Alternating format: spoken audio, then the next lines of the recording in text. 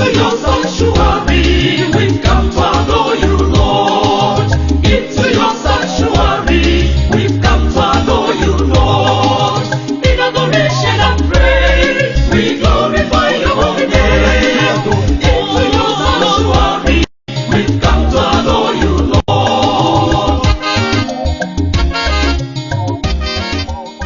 N'afa Nna na Nwa na Mmụọ Nsọ, amen. Ka ngọzi nke Onyenwe anyị Jesu Kristi na ịfụnanya nke Chukwu Nna na mmekọrịta nke Mmụọ Nsọ na-enye dịrị unu niile. Ụmụnne m, ụbọchị tata bụ ụbọchị nke 25 n'ọnwa nke asatọ, bụrụ ụbọchị Wednesday n'ime izuụka. Izuụka nke 21 n'oge na-adịrọ n'emume. Taa ka nzukọ na-eli olili banyere onye nsọ Louis nke itenaanị bụ eze ndị France, ya na ụkọchukwu Joseph Kranza dị asọ. Ozi anyị ga-esi n'akwụkwọ izi Pọl dị asọ degara ndị Thessalonians isi nke 2 amaokwu nke 9 ruo na nke 13. Abụ ọma anyị ga-esi n'abụ ọma nke 139 amaokwu nke 1. Ozi ọma anyị ga-esi n'ozi ọma nke Matiu isi nke 23 amaokwu nke 27 ruo na nke 32. Isiokwu anyị tata, ụdị ndị ụka dị iche iche. Enwere ụdị ụka dị iche iche. Enwere ụdị ndị ụka na-abụ ndị ọjọọ na ndị ọma. Ndị ụka ya ụzọ ndị ụka na-abụ anyị nwere. Ụzọ ndị ụka na-abụ anyị nwere. Ọ bụ ya kpatara na tata na di nwe anyị Jesu Kristi jee n'ozi ọma wee sị, ochugbu unu bụ ndị ode akwụkwọ na ndị Farisii, ndị iru abụọ. Ndị abụkwa ndị na-eso ụzọ Chukwu. Afa bụ ndị iru abụọ. Ha bụ ndị isi ụka. Afa dị ka ini ozu etechara nzu dị ọcha, ọ bụrụ sọ mma n'ilo, ma n'ime na ọ bụ ife ọjọọ na alụrụ ana lelele dị n'ime. Ihu ịbụọ na ife ọjọọ juru n'ime. Otu akafa dị ka ini ozu na mpụta ọ bụrụ sọ mma n'ime arụ. Wee sị ọzọ, ochugbu unu bụ ndị ode akwụkwọ na ndị Farisii, unu bụ ndị na-alụ ini ndị amụma, na-esekpuru ihe nsọ nke ndị nsọ a egburu egbu, na-ekwu n'ime onwe unu sị, ọ bụ na ọ bụ n'oge nke anyị n'oge nke nna anyị na anyị n'oge afọ aka anyị ama ndị n'igbu ịgbakwu ọbara ndị amụma anụma. Inwe na anyị Jesu, mgbe unu kwuru nke ahụ, unu gbaa aka ebe na unu bụ ụmụ ndị nna ha na-egbu ndị amụma. Ịgba aka ebe onye iso na ya, agbụrụ iso na ya, agbụrụ ndị ụka iso na ya. Ịfụghị agbụrụ ndị na-egbu ndị amụma. Ọ bụ ibe nwa ka Chineke na-ekpughela anyị tata banyere agbụrụ ndị ụka na-egbu ndị amụma, ndị nna ha na-egbu ndị amụma, na ndị bịakwara na-eme ka ọ na-eje ụka, mana ọ bụ agbụrụ ndị na-egbu ndị amụma. Ọ bụ ya kpatara oge ụfọdụ nọrọ anyị na-ekwu ya, si onye kwukwe na imekwe na osebe okwu, jee nene ndị niile nna ha dara ada n'ụka, gbusichaa ndị mmadụ fa na kịta aza ndị ụka, na-aza ma bishọp, na-aza ma ife niile. Ochegharịkwa n'ife nna ya mere, okwekwe n'ife nna ya mere bụ arụ, ochegharịkwa n'ife nna ya mere ka na-agarị na-aza onye ụka. Mana ilu omume na ha na-adị ka ini ozu etechara, ọ bụrụ sọ mma n'ilo na n'ime arụrụ ana niile na ihu abụọ juru n'ime. Were n'ebe ụka amụma asị niile anyị nwere n'ụwa tata ka ị ma na nke nwere ọdụ enweghị nta na afọ. Ndị nna ha gbuchara ndị amụma, ndị nna ha nara Chukwu n'iyi, ndị na-ebi ndụ ihu abụọ. Ọ ndị na-akụzi banyere ife ụwa, ọ bụghị ife eluigwe, na-akọ banyere ife ụwa, ha ma banyere ife eluigwe. Onye ka Jesu ji wee bụọ afọ ọnụ na ha bụ ndị na-alụ ini ndị amụma, ndị nsọ ọnụnwa, dozichaa ya ọ bụrụ sọ mma, na-ekwu na ọ bụrụ na ha nọ na ha na-so oge na ha na ha na-so ogbu nda, ha bụrụ ụmụ ndị na-egbu ndị amụma. Ha akaebe ka ha gbanye megide onwe ha. Ọ bụ ụdị ihu abụọ nụnwa na-ezu ndị mmadụ ohi. Ọfa ka a na-atụkọ ego, ha anaghị enye ha na-ewele ewele. Atụkọ ọlụfa ego, unu ha alọta nwebe arụa, moto ha egote nwebe ego, ndị egote nwe aeroplane ego, ndị eru nwe university arụa. Maka ezinụlọ ya, ọ naghị emere maka eluigwe. Ọ dị ndị a na-akụzi banyere tithe na prosperity. Eleba ya esi nata ndị mmadụ ego. Ọ sị ndị a bụ ndị ihu abụọ. Jesu wee bụọ abụọ ọnụ taa. Ụdị ndị nwa na-eje na-eme ife ịnụ ka ọ sị na fa na keta elue na-alụ ini ndị amụma. na-edozisi ebe ndị nsọ, na-aza aba ndị nsọ dị iche iche, na-ekwu na ọ bụrụ na ha n'oge a na fa ka mere ihe nna ha mere. Ebe ime ihe nna gị mere, ichigharịgbo n'ihe nna gị mere, kama ị na-agba aka ebe onye bụ. Ichigharịgbo n'ihe nna gị mere, na-agba aka ebe ihe nna gị mere. Nọ nna gị mebiri nzukọ Kristi, gbuo ndị amụma, ndị agba ofu ụzọ ndị otu Kristi, na-aza ndị otu Kristi na egbugbere ọnụ. Mana dị nwe na Jesu kwuru n'akwụkwọ nke Luk isi nke 11 amaokwu nke 23, onye esola anyị bụ onye ilo anyị, onye eso anyị eme mkpokọ na-eme mkposa. Ọ bụrụ na ha bụ ndị ụka n'ezie, Chineke ama mbụfọ ọnụ na ndị a na-aza afa were afa Chukwu na nkịtị, nwee chi ọzọ fa na-efe onwefe. Ọ bụ ya kpata tata na ya fụkwara ụdị ndị ka ọzọ tata, na Pọl dị asọ na-agwa ndị Tesalonian tata, chetanụ otu anyị si alụ ọrụ na-ezughị ike ma abalị ma n'ehihie. Ụmụnne m, anyị na-alụ ọrụ ka anyị ghara inye unu nsogbu mgbe anyị na-agbasara unu ozi ọma nke Chineke, ka anyị ghara isi unu wetara unu nsogbu, kama anyị na-alụ ọrụ ma n'ehihie ma n'abalị ka anyị kpata ihe anyị ga-eri wee na-agbasara unu ozi ọma nke Chineke, ka anyị ghara ịbụ nsogbu nye unu n'ụzọ ọbụla. Na unu na onwe unu bụ akaebe, na Chukwu ukwu akaebe nye anyị ụdị ndị dị nsọ na ezi omume, ndụ na-eburo ntụpọ anyị ji wele meso unu omume n'ebe ndị kwere ekwe. Unu bụ akaebe na Chukwu ukwu akaebe ụdị ndị dị asọ, ezi omume, ịfụrụ ya, na ndụ na-enwero ntụpọ bụ omume anyị n'iru ndị kwere ekwe. Wee sịba unu maka dịka nna si eneta ụmụaka ya, anyị na-adụ unu niile ọdụ n'ofu n'ofu ka unu na-ebi ndụ n'usoro ndụ kwesịrị oku Chineke kpọrọ unu, onye kpọbatara unu na n'ezie n'otito ya. Ka unu bie ndụ kwesịrị oku ọ kpọrọ unu, kpọbatara unu na n'ezie n'otito ya. Ịfụrụ ya, ndị kpọbatara n'otito nke Chineke, ndị akpọbatara na n'ezie nke Chineke, ọ bụrụ ndị bịara ibuso Chineke agha. Ịfụrụ ndị gbasa ozi ọma were onwe ha gị tụọ onwe ihe niile, ghara inye ndị mmadụ nsogbu. Ndị ọzọ nọ na-ezu ndị ọzọ ohi, yiri akwa ha wee gbara ọtọ, bụrụ ọgaranya, ndị ọzọ wee ghọrọ ogbenye. Ọ bụ ya ka Pọl dị asọ na-agwa ndị Tesalonian taa, ha ndị n'ọrụ ya falụ na ya na-ayọ maka fa na-aga njem n'ụzọ kwesịrị oku Chineke kpọrọ fa, na fa na-enye Chukwu ekene mgbe niile n'isi unu, na fa na-akwụsịkwa inye ekpere n'isi unu, na-ekene Chukwu maka ife unu bụ. Maka na mgbe unu nụrụ okwu Chineke nwa unu nọ taa, unu werie, unu ewerighị ka okwu mmadụ, unu werie ka ife ọ bụ n'ezie. Okwu ahụ na-eje mba niile, na-atọgha ndị niile kwere ekwe. Okwu ama okwu Chineke, unu werie ka okwu Chineke ọ bụrụ okwu mmadụ, and ọ bụ ife ọ bụ n'eziokwu. Efere ya, ndị nabatara okwu a werie. Onye kpata na akwụkwọ izi Jọn dere isi nke 2 amaokwu nke 3 na onye ọbụla si na ya kwere na Chineke mana ọ na-edobe okwu Chineke, ofu mkpụrụ eziokwu adọrọ gị n'ime. Ọ bụ onye dobere okwu Chineke ka ịfụnanya Chineke na-ezu oke n'ime ya. Ọ bụrụ onye iru abụọ. So ngwa ngwa ịbụrụ onye ihu abụọ, ma na ọ bụrụ onye ụka. Onye ihu abụọ bụ onye na-eje ụka na-agụ alụsị. Ọ na-achọ ihe eluigwe, ọ na-achọ ihe eluigwe, na-achọ ihe ụwa n'ofu oge.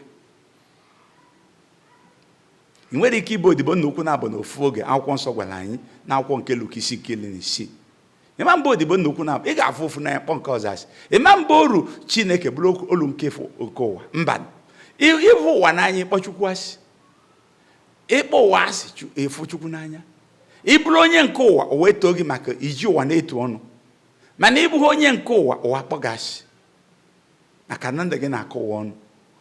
Ụnụ ọgwụgwọ ndị ụdị ụka anyị nwegachara, anafa juru ebe niile kịta, na-amagharị ebe niile, na-adịghị eti na ọba na-ejewe eluigwe. Ị na-eji eluigwe ebe nna iso nna gị bụ ndị na-egbu ndị amụma, iso ka ndị na-ihu abụọ, ndị na-ama mma na mpụta ma n'ime alụjụ n'ime. Jee dị na-alụ niile na-anọkọtasị na pastọ dị na nwunye mmadụ, nọkọtasị gị na pastọ mere nka, nọkọtasị na pastọ gburu mmadụ wee bido n'ụka, nọkọtasị na pastọ na otu nzuzo. Ha wee udohi ya na-anụ ndị na-achụ ihe na-eli. Chineke enyochagwo ndị amala ndị ha wee ekwu banyere ha tata. Anọ ya kpata tata na Chineke gosiri anyị ndị niile bụ ndị nke na-eme ka ya ewezikọ anyị onye nsọ Louis tata nke ite naanị. nwa ikolobịa ghọrọ eze France na ikolobịa. Mana ibe o jide egwu bụ na nwa ikolobịa na nwa ndị dị asọ ọpịpịa ebele ndị otu Kristi, ebele onye ụka dị ya n'ime. O wee si otu a na-enete ndị niile etiri n'okpuru ya. O wefụta oge na-enete ndị etiri n'okpuru ya. Ọ mụrụ ụmụ 11, ọ zụchara ha ncha niile n'ụlọ akwụkwọ. Zụọba n'egwu nke Chineke. Ịfụrụ ya? Tụ na ụmụazị chọta ihu Chukwu. Wee ji ndị dị asọ, obiọma, ịfụnanya, n'inete ndị ogbenye, wee bido ndị ya. Ọ bụrụ ndị eze anyị nwere kịta na-egbusi ndị ha na-achị, na-ezubu ohi, na-esubebe ọkụ. Anọ onye ka eji wee zikọ anyị tata Joseph Klanza. Joseph Klanza bụ ụkọchukwu ka ọ bụ. Mana o si n'obodo Spain, si n'ezinụlọ nwere ego dị egwu, wee na-ebi ndụ ụmụ ikorobịa na-ebi n'oge ahụ. Ndụ enweghị ihe dị mkpa. Onye nọba ọgaranya gịnị ka ọ chọrọ? Ọ na-eri ihe na-aṅụrụ, na-eri ihe na-aṅụ ihe. Wee ruo mgbe olulu ahụ 36, o wee chegharịa so bụrụ onye ụka. So ifu gị ịbụrụ onye ụka ije edebekwa ndị ichegharịbe kwere n'ozi ọma Chineke edebeghị ndị. O wee chegharịa kwere. Ọ bụrụ so na o chegharịrị, o jee chie fada. O chie fada wee wefụta nnukwu oge niile na-agbasa ozi ọma, na-enete ndị ogbenye, na-akụzili ndị mmadụ ụzọ nke eluigwe. Emechi o jebe obodo Rome, ruo ebe a bidokwa skuul nke nzụ ndị mmadụ. Ihe niile o ji bido ihe ndị a niile ka enwee ndị na-agbasa ya kpakwa gaba n'ihu na-alụ ọrụ ọ na-alụ. Ndị so ya na-alụ ọrụ a na-agakwa n'ihu na-alụ ya. Ọnya ka o ji bido otu na-abụọ na Rome. Ụka na-eri olili ya taa. Na ka o si gbagha akụ na ụba niile nna ya jee chie fada. Gbagha ya akụ na ụba nna ya niile je ghọrọ onye ogbenye ka ya mee ndị ọzọ ọgaranya. Hapụ akụ na ụba nna ya ghọrọ onye abụrụ ọnụ ka ya gọzie ndị ọzọ. Dị ihu abụọ nọla ebe a na-ezu ndị ọzọ ohi ma na-aza ndị ụka. Ayọ Chineke ya nyere anyị aka ka anyị bụrụ ezigbote ndị otu Kristi, ghara ịbụ ndị iru abụọ. Anyị na-ayọ nke a site na Kristi onye nwe anyị. Onye nwe anyị nọnyere ọnụ. Ka Chukwu onye ji ike niile ji ngọzi nke ụmụ Chineke na ịbụ ọrụ nke Chineke gọzie anyị, ghara ime anyị ndị iru abụọ n'ụzọ ọbụla, ka abụmọnụ ghara iso anyị. N'afa Nna na Nwa na Mmụọ Nsọ. Amen.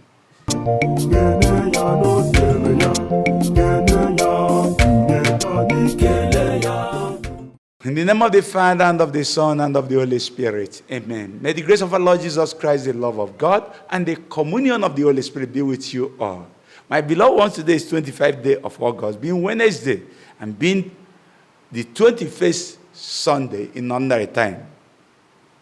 Today, the Mother Church celebrates St. Louis IX, the King of France, and St. Joseph Klanza, a priest. Our readings will be coming from 1 Thessalonians chapter 2, verse 9 to 13. Our responsive psalm will come from Psalm 139, verse 1. Our gospel message will come from Matthew Gospel chapter 23, verse 27 to 32. Today, God is showing us two categories of people who claim to be Christians. One he cursed, one he blessed. And that's why today in the gospel message, he told us about Christians who are hypocrites. He said, woe upon you, Pharisees and scribes. These are the leaders of the church of God, of God. You hypocrites, for you are like white painted tombs, outwardly beautiful, but within hypocrisy and iniquity. He said, woe upon you who be the tombs of prophets, and adore the monuments of the righteous. And say to yourself, if to say we were there during the day of our father, we will not have shed the blood of the prophets. And Jesus said, thus you testify against yourself that you are sons of the people who murdered the prophets. You testify that you are sons of the murdered the prophets. Because you are hypocrites. If your father has done something wrong, you don't come to step on what he has done wrong, but you have to repent of what he has done and return to where he went wrong. not joining what he has done.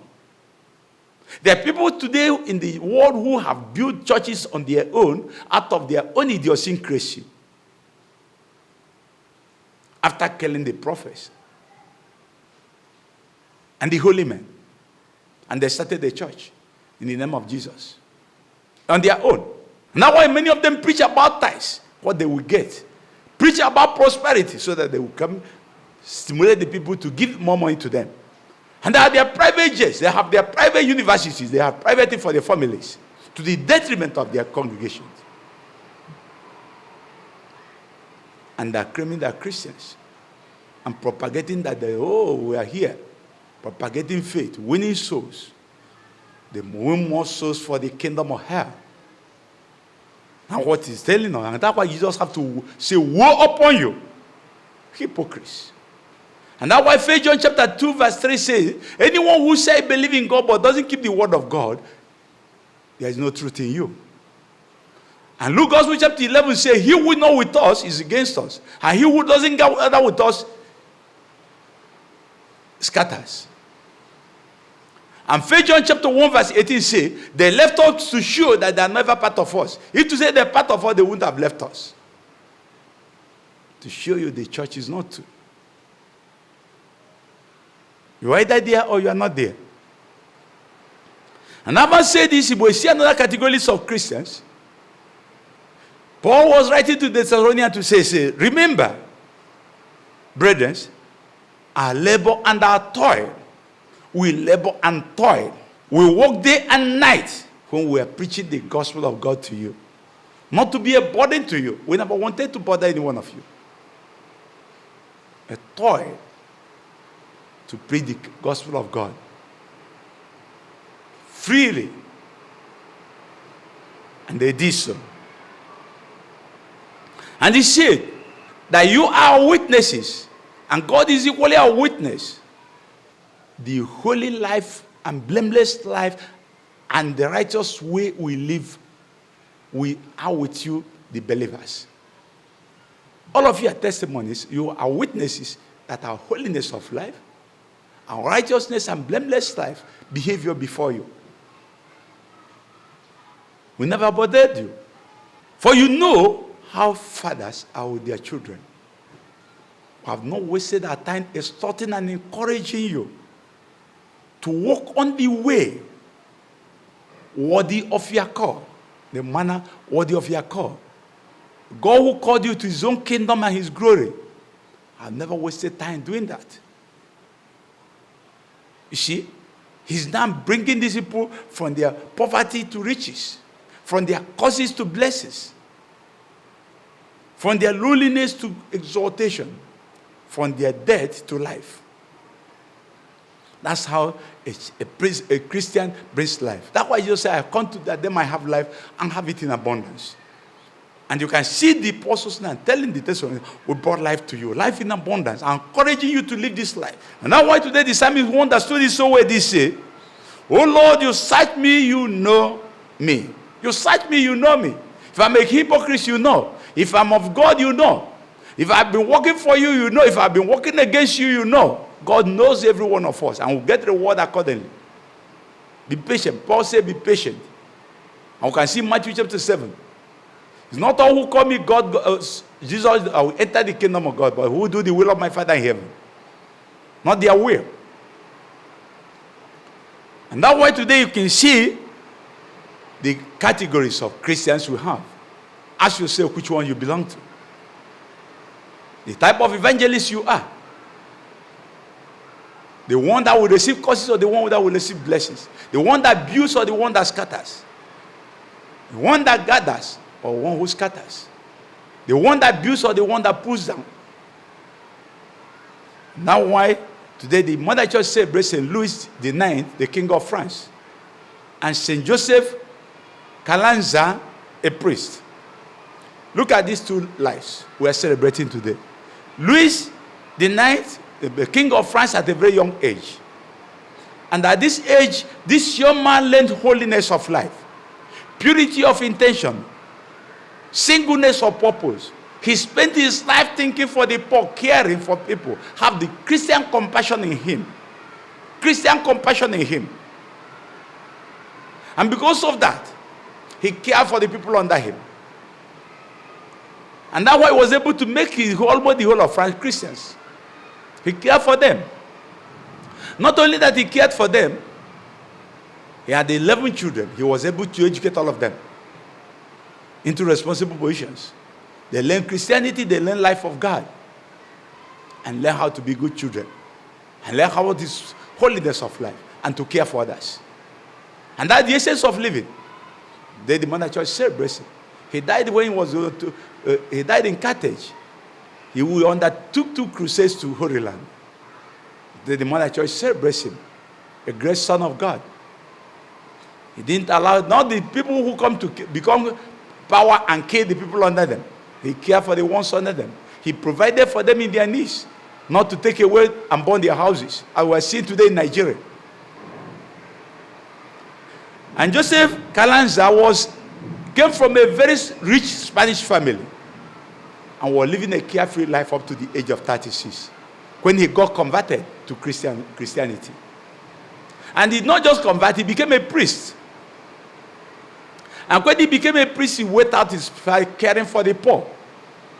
Left all the weight of his father to go and become a priest.